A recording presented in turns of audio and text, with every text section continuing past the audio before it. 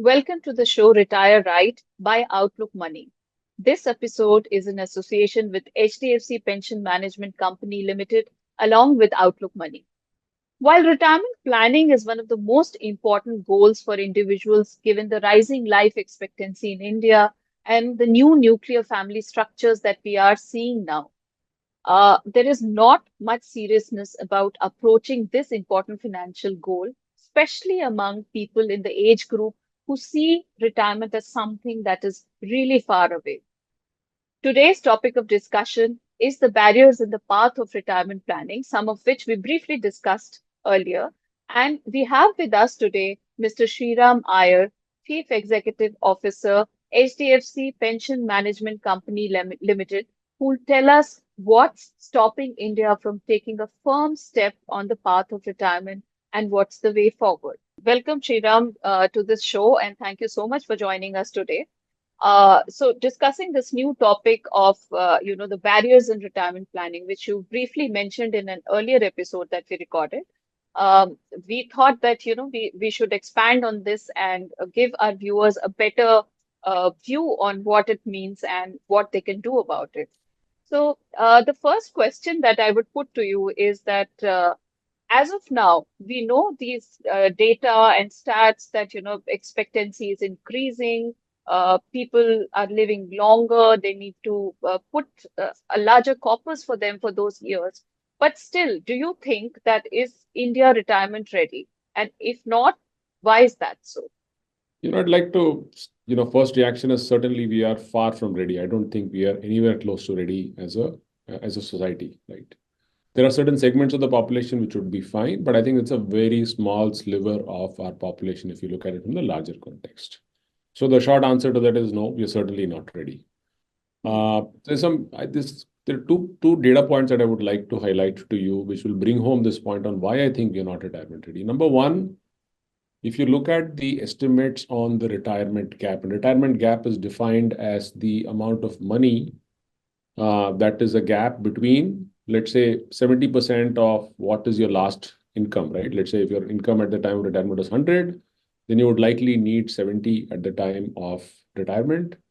And you net it off against other sources of income that you would get, which you would have, which would be some employer provided flows and some other investments that you would have made on your own. It is estimated that by 2050, the retirement gap in India is going to be in the region of $96 trillion. That's a staggering number that I think we must keep note of, right? That's number one. Number two, if you look at the other data point that is referred to sort of assess whether a country is retirement ready is the quantum of pension assets to GDP as a ratio, right? And if you look at if you look at this data point, while I think our GDP has been growing at a rapid clip and we are the fastest growing large economy at this point of time in the world, I think the pension assets haven't really kept pace, right? We are at sub 10%. There are, of course, different ways of measuring it, but I think there's a general consensus that the number is somewhere in the region of 9.5% of total GDP. For a country to be known as being retirement ready, that number has to be upwards of 75%. In fact, a number of developed countries are upwards of 100%, right? Some of the countries where where elderly people live with a lot of they're able to sort of live comfortably. The ratios are upwards of 100%, right? Wow. So I think both these data points suggest that India is far from retirement ready. There are, of course, other anecdotal data points that we also keep looking at from time to time, which is financialization of savings, the number of people that have bought into some of these financial assets, and in general, the understanding and awareness on some of these things is something that tells us that there is a long way to go for us as a country to get anywhere close to retirement ready. Right. So, coming to the point of what we are discussing today, the topic of barriers in retirement planning, do you think one of the barriers is people's attitude? Because it is slightly changing, but perhaps it has not completely changed. We still see people or the elderly, especially in tier 2 and tier 3 cities, where they still kind of see their children as their retirement plans. But how far is that practical, and what do you think can be done about that?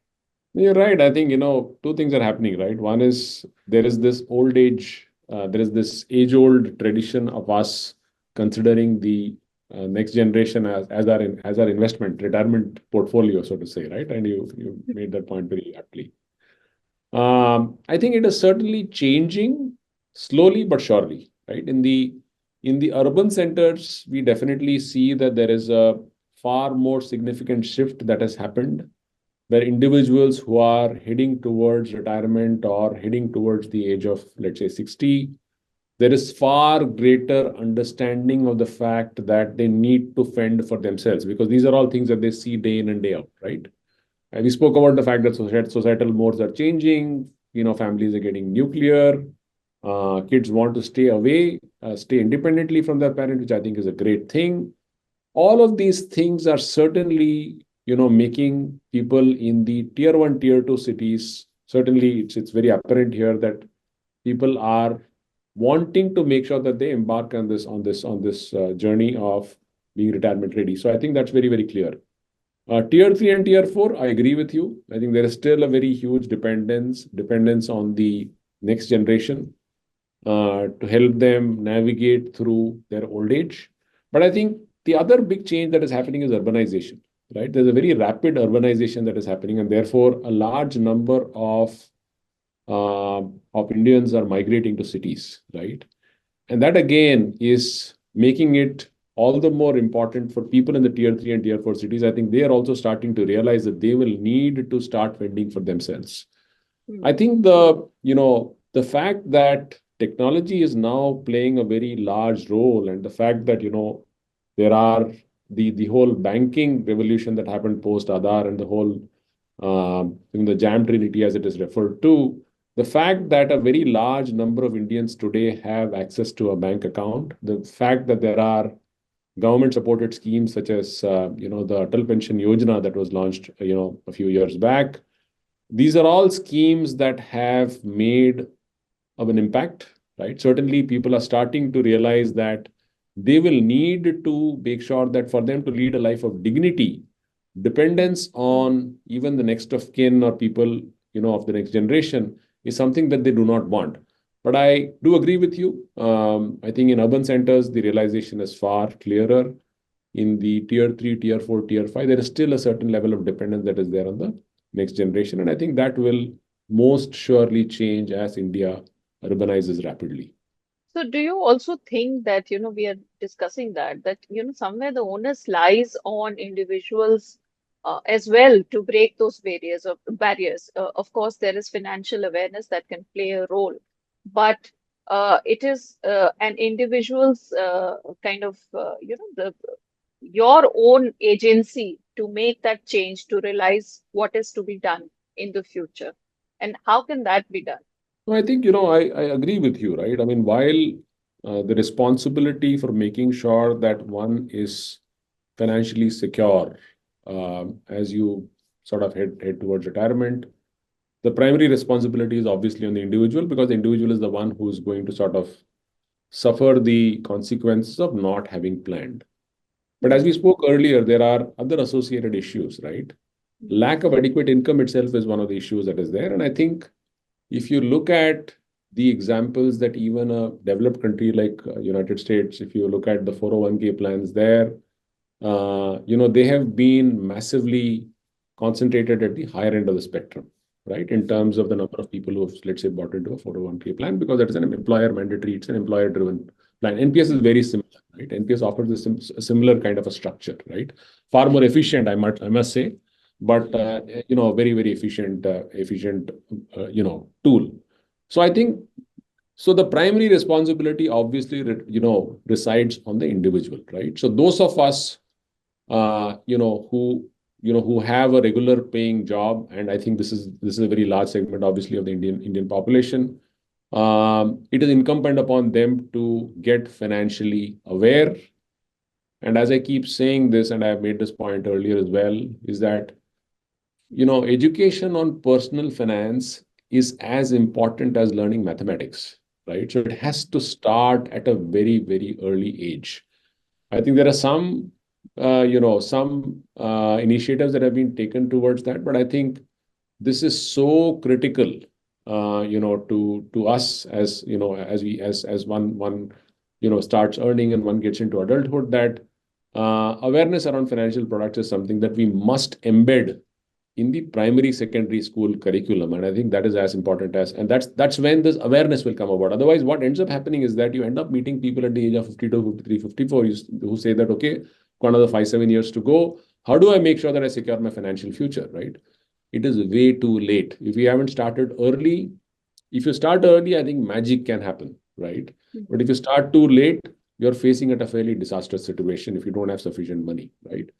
I think there is also, there is, as I said, the Atal Pension Yojana is a scheme where there is a government subsidy as well, right? So it's a combination of multiple things.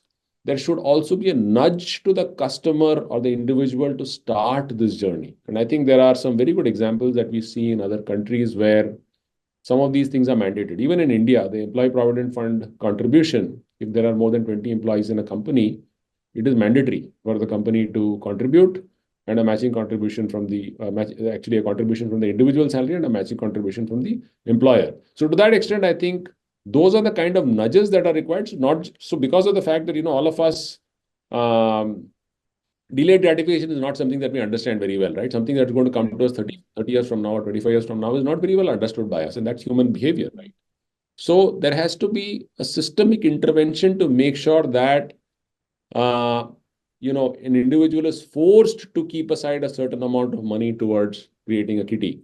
And that kitty it should not be easy for that individual to draw upon that kitty during the time of one's when the income stream is there, so that you're not sort of taking away from the corpus that will otherwise get created. So it's a combination of responsibility on the individual, some form of nudge, which I think a number of corporates actually, we've seen that encouragingly, a lot of corporates in the recent past we've seen are seized of this, and they want their employees to become more financially aware. In fact, there are some employers who have actually taken the initiative of contributing a certain amount. If somebody says that, okay, I am, there is an incentive that they're giving to individuals by saying that, okay, for the first 6 months, we will contribute 500 rupees. If you open the NPS account and if you let's say put in 500 or more, or whatever is the amount, I mean, I'm just taking an example, is a matching contribution that you will make for the first 6 months. So that is a nudge that the ecosystem can provide. Could be the government, could be employers, who can actually nudge people to become more financially ready by, getting into some of these very, very powerful products that are available to them. But do you think if it is more structured, like you mentioned, EPF is more structured, like people have to take EPF and the employers are making that equal contribution. With NPS, of course, in the government sector, it is mandatory for employees to take it up. But Right. private sectors, it is still voluntary. And of course, you mentioned some corporates who are taking this initiative to take it forward and encourage employees to take up NPS investment. But uh, from my experience or what I've seen, it's not a lot of corporates perhaps who are taking this step. So do you think the government can really come in to make this mandatory even for private employees, and how could that benefit? I think that's a policy decision that the government, is best placed to sort of assess the consequences of and take. I think the government is also very conscious of the fact that they may not want to step on the toes of employers because there is a certain degree of freedom that they would want to extend. But having said that, I think some of these things, I'm sure the government is seized off, and they are thinking about what are the best ways to make sure that we're able to get more and more people under this very efficient vehicle called NPS. So I think in terms of corporates that have adopted NPS, in fact, the number has actually shot up in the last 2 to 3 years, right? So if you look at the number of corporates that got added in the year FY24, close to 2.5 to 3,000 new corporates actually empaneled with NPS to offer NPS to their employees, right? Okay. Which I think is very encouraging, right? And we are seeing this trend, improve dramatically day by day. Every single day, we of course we go and reach out to corporates and explain to them why they should, offer this, benefit, or offer the benefit of this product to their employees. But we are also seeing a large number of corporates who reach out to us saying, we would want our employees to sort of, we would want to roll out NPS for our employees. So I think the awareness levels amongst the employee benefit, the compensation and benefit teams in companies has also gone up significantly. Again, as I said, courtesy the significant amount of visibility that NPS has got over the last couple of years, owing to various factors. I think it's improving. Whether it should be made mandatory, I think it is beyond my remit to really comment on that. Of course. But I think it will be very interesting to see how this can be made an integral part of one's compensation and benefits, right? I mean, that's something that companies can do. There's nothing that stops a company from nudging. And we've seen that there are companies where the adoption levels, despite this not being mandatory, is as high as 55 to 60%, right? 55 to 60% of the employee base is actually signed up for NPS and they're regularly contributing. So there are some shining examples of companies which have done exceptionally well when it comes to driving adoption of products such as NPS, because they are truly seized of the fact that they want their employees to, lead a comfortable retirement life. And I think they're able to sort of commit a lot of resources, time, and energy. So not everything can be mandated, but I think if you do enough work in terms of awareness, and awareness is a very generic term, right? But how do you make sure that you are talking the right language? How do you talk a language which a 25-year-old individual can understand, which is different from the language that you will talk to a 45-year-old or a 50-year-old, right? So we have also, as HDFC Pension and of course industry, I'm sure at a broader level, we have also over the last 3 or 4 years have learned all of these lessons. We've also sort of fine-tuned our communication to suit the audience. Otherwise, it's a very generic why NPS and we just highlight the 5 or 6 benefits. It doesn't work, right? I mean, you need to be able to communicate to a Gen Z audience in their language. And those are things that we've taken numerous initiatives on, and I think it's having a stupendous effect. And in some of the webinars and some of the seminars that we conduct for NPS awareness, people's eyes pop out when we show them some of these slides, and we made some of them very provocative so that people, are interested and curious about wanting to know more about this product. So I think it's a number of things can be done, and I think the industry is doing a number of these things.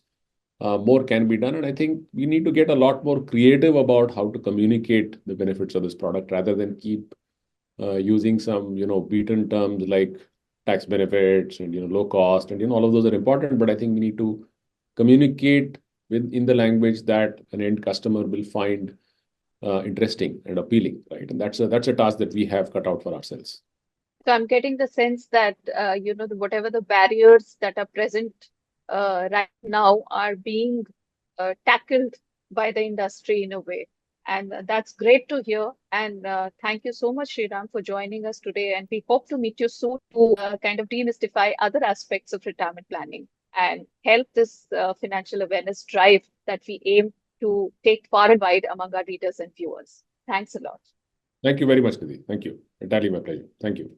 Insurance is the subject matter of the solicitation.